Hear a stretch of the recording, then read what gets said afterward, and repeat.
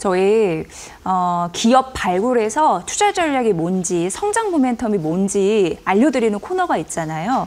그 맞춤형 전략, 이제 뭐 독립리서치 아리스 대표님 모셨습니다. 어서 오세요. 네, 안녕하세요. 네, 반갑습니다.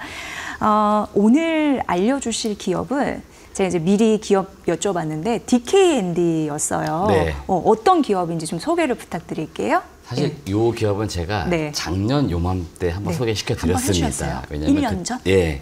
정확히 1년 전쯤인데 제가 이 회사는 이제 베트남에 있는 그 생산 시설도 직접 라인 투어도 했어요. 갔다 오신 거예요? 그래서 현장 탐방을? 네네네. 그래서 베트남에 그 당시에 이제 공장 업그레이드 과정이 있었기 때문에 현장 탐방도 했었고, 올해 제가 이제 팔로업 차원에서 한 번 더 다녀왔고요. 이 회사는 사실은 이제 여러분들 굉장히 생소한 기업 중에 하나입니다. DKND 이름이 좀 뭐 처음 들어보신 분도 있을 것 같은데 2000년도 설립이 됐고 2018년도 코스닥 시장에 상장이 되었고요.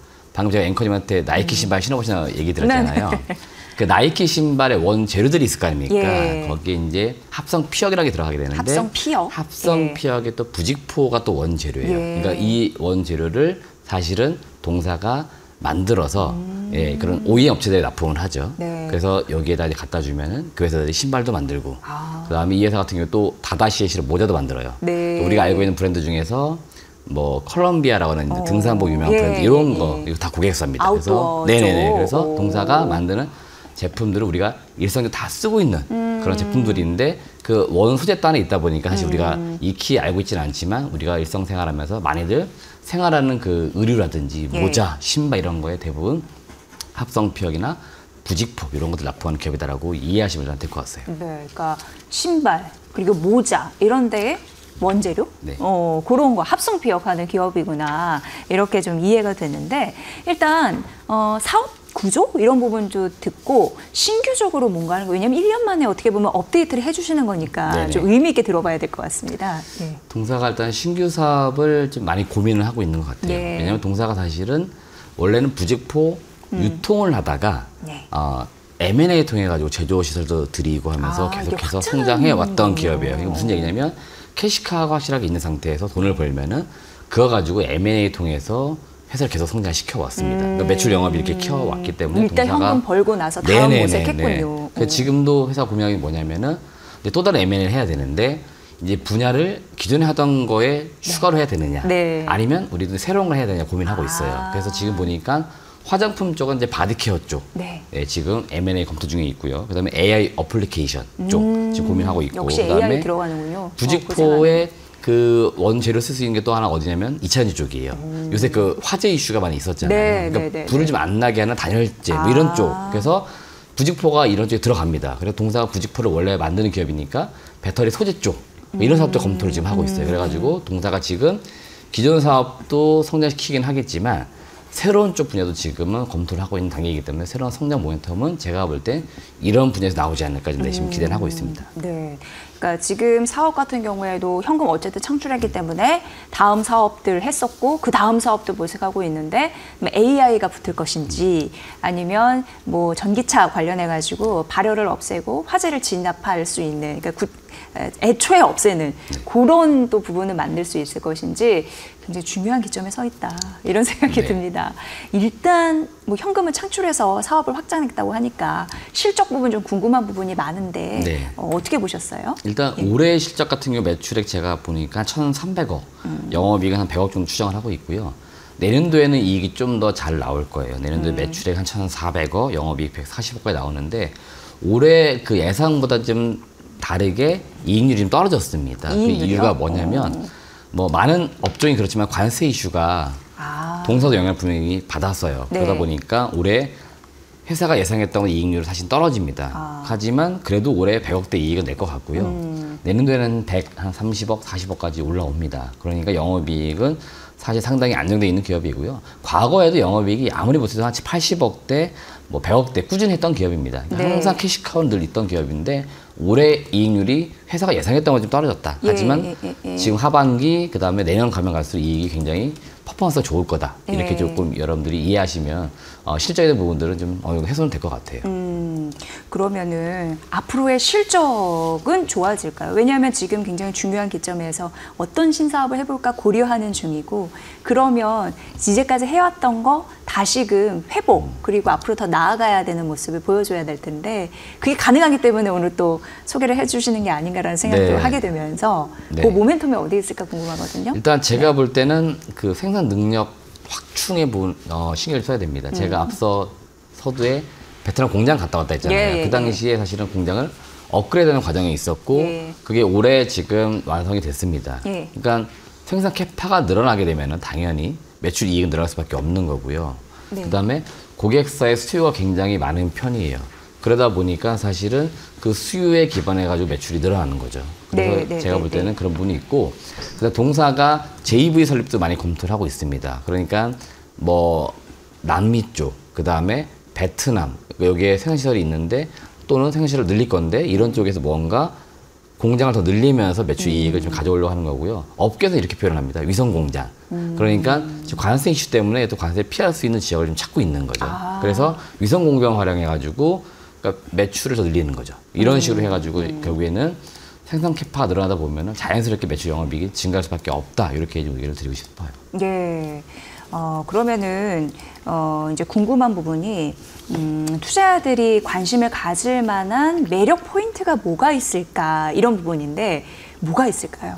일단 동사는 사실은 사업 자체 약간 올드합니다. 네. 그 회사도 알고 있어요. 예. 근데 캐시카우를 또 부정할 수는 없습니다. 그래서 이 캐시카우가 탄탄한 게 제가 볼 때 가장 큰 포인트일 것 같고요. 현금 창출력? 네네. 네. 그다음에 합성피혁 시작도 계속 트렌드가 좀 변해요. 뭐냐면 과거에는 천연 피혁이 많이 쓰였지만 합성 피혁, 요새는 뭐 PU라 폴리우레탄 계열 많이 쓰이거든요. 여기 요새는 또 동물성이 아닌 식물성을 많이 갑니다. 그래서 그런 점들이 동사가 지금 많이 연구 개발하고 있고 이미 제품도 공급을 하고 있기 때문에 이런 쪽에서 성장성이 있다라고 보시면 되겠고요. 그 다음에 아까 제가 모자 사업 얘기 드렸잖아요. 예. 모자 사업 사실 이익률이 굉장히 높아요. 모자가 이익률이 20% 넘는데 올해 이익이 엄청 떨어졌습니다. 왜 그래요? 관세 때문에 그래요. 그것도 관세 그래서 때문에? 그걸 좀 피하려고 제가 앞서 말씀드렸지만 위성 공장 이런 것도 좀 준비를 하고 있단 말이에요. 그래서 제가 볼 때는 모자 사업이 이익률이 내년에 회복이 됩니다. 이런 점들이 결국에는 캐파도 늘어나지만 이익률 자체를 올릴 수 있는 부분이다 보니까 제가 앞서 실적 올해 100억인데 내년도에 140억. 단순 계산하시면 이익률이 40% 올라가는 거예요. 그러네요. 그러니까 굉장히 이익이 많이 증가하는 겁니다. 그렇기 때문에 결국에는 본업이 잘 되는 게 제가 볼 때는 확실한 투자 포인트인 것 같고 앞서 신규 사업 부분 말씀드렸잖아요. 예. 돈 잘 버는 기업들은 항상 M&A 늘 검토합니다. 여기서의 뭔가 성장성을 가져갈 수 있는 게 바로 DKND이기 때문에 제가 볼 때 그런 점 우리가 주목하는 게 어떨까 이런 의견을 드려보고 싶어요. 네. 그러니까 일단 약간 삐끗했어도 향후 그 성장 폭이 좀 있으면 괜찮은 거잖아요. 투자 시에. 왜냐하면 리스크는 만약에 반영했다 치면 그런 부분에서 실적 성장도 긍정적으로 봐주셨고 어떤 부분으로 모멘텀을 봐야 되는지까지 설명을 해주셨습니다. 그리고 이제 이런 기업 같은 경우에는 또 주주들 입장에서는 한편으로 배당 같은 것도 좀 받았으면 좋겠다라는 생각하거든요. 그게 어떻게 보면은 주가 변동성에도 안전판 역할을 하잖아요. 네. 그런 의미에서 이런 기업은 또 있는 건지 주주 매력이 좀 있는 건지 궁금한데요. 코스닥 시장 내에서요. 네. 그 밸류업 공시가 작년에 약간 붐이었잖아요. 네. 몇 안 되는 그 공시한 기업 중에 하나입니다. 이 기업. 예, 그러니까 주주 친화 정책은 확실하게 하겠다는 게 회사의 그 오너분의 어떤 마인드 중에 하나고 이게 의지로 좀 반영이 돼야 되는데 지금 주가 전혀 반영이 없는데 네. 작년까지는 배당금이 그렇게 많지는 않았습니다. 네네네. 근데 아마 내년부터 배당금이 확 올라갈 겁니다. 예, 그래서 내년부터요? 배당 성향도 30% 이상 맞출 것 같고 그게 오너의 의지가 있기 때문에 주당 배당금도 확 올라갈 것 같아요. 그래서 제가 3,000원 기준, 그러니까 제가 이번 주 보고 쓰면서 계산해봤을 때 배당 수익률이 내년도에 주당 배당 계산해봤을 때 한 6%대가 나와요. 네. 그러니까 코스닥 내에서 그 배당 수익률을 봤을 때 1.5%만 넘어도 고배당주로 하거든요. 예. 동사는 지금 그 정도는 돼요. 1.5% 정도 그 이상 되는 되는데 거예요? 내년도에 6%대 확 올라갑니다. 예. 그러니까 배당의 매력도가 확 생길 것 같고요. 의외로 6%, 외국인 6%입니다. 올라간다고요? 그러니까 연간으로. 그다음에 연간으로 외국인들은 의외로 1.5에서 수익성이 안정되어 있는 기업이고 주가가 좀 안정되는 기업에 투자하는 이유 중에 하나가 배당이에요. 네. 제가 볼 때 외국인 투자자가 들어올 만합니다. 그래서 이런 기업들 은근히 외국인들이 많이 들어온다는 거죠. 예. 배당 때문에. 그래서 배당 수익이 높은 게 제가 볼 때는 확실한 모멘텀이고 자사주 소각은 작년부터 꾸준히 해왔습니다. 그래서 제가 볼 때는 27년까지 한 80억 정도 자사주 매입하고 소각할 것 같아요. 네. 그럼 결국에는 이만큼의 또 주주가치가 올라가는 거죠. 예. 그래서 그 정도의 시총은 올라가 줘야 되는데 사실 동사는 그런 게 전혀 반영이 안 돼 있어요. 제가 볼 때. 그래서 이 배당에 대한 매력도 그다음에 자사주 어제도 법안 뭐 토의된 내용들 기사 나왔지만 그렇게 부과될 겁니다. 그래서 자사주 매입 소각이 확실한 기업 중에 하나니까 그 매력 또한 놓고 봐도 제가 볼 때 주가는 훨씬 더 많이 올라갈 수 있다는 거죠. 예.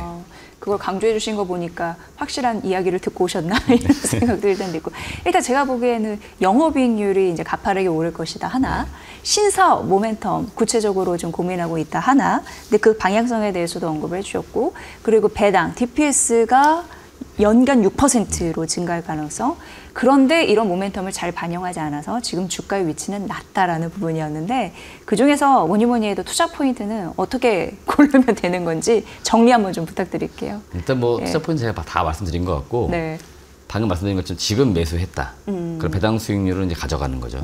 연간으로. 지금 매수하면 돈 또 투자 성향이 또 장기 투자다 보니까 이런 지금 기업들 좋아하는데 장기 투자하신 분들이 이런 기업들을 매수하시면 배당 수익률을 일단 연간 가져가시는 거고 주가는 지금 시총이 한 400, 500억대입니다. 근데 영업이익이 아까 말씀드렸지만 100억이에요. 올해. 내년도 140억입니다. PER 기준 놓고 보면 사실은 5배 또는 뭐 더 낮게는 한 4배, 3배 되는 거죠. 그러니까 PER 기준 놓고 봐도 저평가 가치주라고 보시면 되겠고요. 이런 기업들이 성장성이 없기 때문에 이 밸류를 받는 건데 앞서 제가 성장성 말씀드렸습니다. 화장품 섹터는 바디케어 쪽, 또 AI 어플리케이션 쪽 이런 쪽은 밸류에이션이 달라지죠. 그렇죠. 시장에서 바라보는 시각이 달라집니다. 그럼 PER 이 기업은 3배짜리가 아니고 10배, 15배 가는 거죠. 그러니까 지금 사실 주가만 놓고 보면은 더 올라갈 수 있는 상승 여력이 굉장히 큰 거죠. 그러니까 결국에는 시장에서는 늘 이야기하지만 뭐가 투자 포인트였을 때 싸, 그 사는 겁니다. 예, 그런 수급이 들어오는 거고 배당 지금 제가 아까 계속 말씀드렸잖아요. 이런 것들은 이제 계속 공개할 것 같아요. 그러면 제가 볼 때는 이런 게 시장에 알려지면 올라가는 거죠. 그러니까 결국에는 가장 기본적 분석상 핵심적 내용을 살펴보면 투자 포인트는 우리가 보이는 거죠. 그래서 제가 볼 때 DKN이가 매력도가 높다 이런 말씀 드리고 싶어요. 자, 그럼 저희가 투자 유의사항 또 반드시 알려드려야 되거든요. 그런 게 어떤 게 있을까요? 일단 제가 이 회사는 리스크 요인을 찾아봤는데 사실 없어요. 그래요? 그 정도로 안전반이 좀 깔린 그런. 굉장히 안정된 기업이라서 리스크는 없는데 리스크라고 하면 결국엔 시장에 소외되어 있는 거죠. 그러니까 나는 이 기업 발굴한 거예요. 발견해서 좋다고 봤는데 시장에 이런 기업들이 많이 알려져 있지 않습니다. 소외되어 있다는 게 사실 그런 거고 섹터가 약간 아까 봤을 때 올드합니다. 합성피업 쪽, 부직포 이러면 약간 올드하게 시장이 바라봐요. 그러니까 낮은 밸류를 줍니다. 그러니까 그런 점들이 리스크 요인인데 결국 이거는 제가 볼 때 회사가 타개를 좀 해야 됩니다. 새로운 성장성을 가지고 타개해야 되기 때문에 그 리스크 요인들을 제가 볼 때는 어느 정도 풀어 나가야 된다 이렇게 말씀을 드리고 싶어요. 그동안 이제 못 올랐던 이유는 있었는데 그런 부분을 시장에서 이해받으면 또 주가가 올라갈 수 있는 거죠. 그런 부분에서 이 시점에서 말씀해 주신 이유에 대해서 여러분도 투자 전략에 잘 반영해 보시고 참고해 보시면 될 것 같습니다. 오늘 DKND에 대한 기업 설명해 드렸고요. 이재모 독립리서치 아리스 대표의 분석이었습니다. 앞으로도 좋은 기업 잘 발굴 좀 부탁드리겠습니다. 잘 들었습니다. 고맙습니다.